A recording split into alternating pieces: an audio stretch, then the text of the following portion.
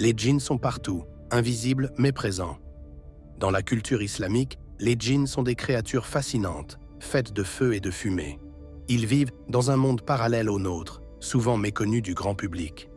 Leur capacité à interagir avec les humains a fasciné et effrayé à travers les siècles. Beaucoup de gens ignorent qu'ils ont des croyances, des émotions et même des sociétés, tout comme nous. Ces entités peuvent être invisibles, mais leur influence est palpable.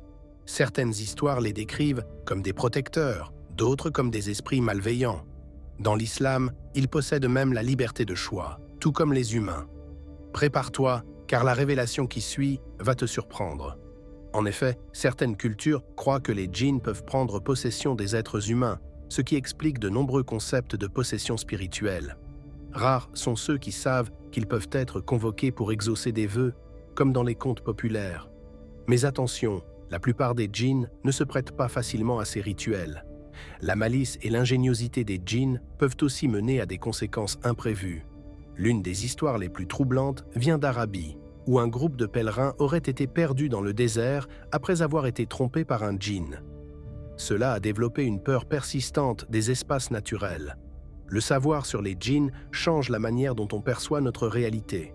Il nous rappelle que le monde est rempli de mystères, parfois même au-delà de notre compréhension. Et souviens-toi, il est dit que quiconque cherche à les côtoyer doit être prêt à payer le prix fort. Ces entités intéressantes continuent de susciter l'émerveillement et la crainte.